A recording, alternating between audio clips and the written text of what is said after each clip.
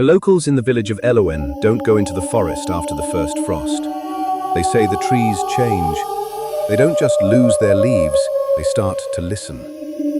Elias was a botanist who didn't believe in folklore. To him, the forest was a collection of chlorophytum and pinophyta.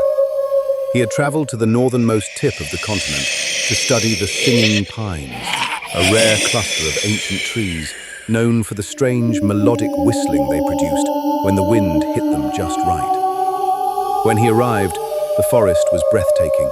The trees were massive, their trunks thick with silver moss that shimmered like fish scales. But as Elias hiked deeper into the heart of the woods, the silence became heavy. There were no birds, no squirrels, not even the hum of insects. By the third day, the singing started. It wasn't a whistle. It was a vibration that Elias felt in his teeth. He set up his recording equipment near a tree that stood twice as tall as the others. Its bark wasn't rough. It was smooth, like stretched skin. That night, as the temperature dropped to -10 degrees Celsius, Elias sat in his tent, listening to the playback through his headphones. At first, it was just the wind. Then he heard it, a rhythmic, scratching sound. He turned the gain up. Scratch, scratch, scratch. It sounded like a fingernail on a chalkboard. And then, a voice. It wasn't speaking a language Elias knew, but the tone was unmistakable. It was a sob, a deep, agonizing whimper coming from inside the wood of the tree. Elias grabbed his flashlight and stepped out into the freezing night. He approached the massive tree, the beam of his light cutting through the mist. As he got closer, he noticed something impossible. The silver moss wasn't moss at all. It was hair. Fine, human-like hair growing directly out of the bark.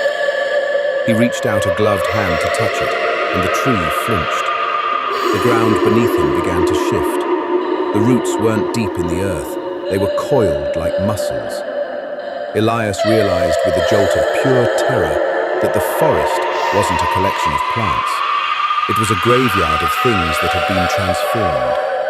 He turned to run, but the singing pines began to whistle in unison. The sound was so loud, it cracked the glass on his flashlight. He fell to his knees, his vision blurring.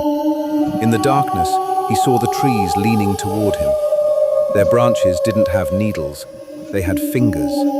"Nature doesn't hate you," a voice whispered, seemingly from inside his own skull. "It just wants to keep you." The next morning, the frost was gone. A group of hikers passed through the clearing. They found a tent, a camera, and a recording device. But of the botanist, there was no sign. They did notice, however, a new sapling growing near the center of the grove.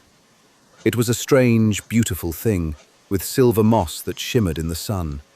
And as the wind blew through its young branches, it made a sound that sounded exactly like a man screaming for help, if you listened closely enough.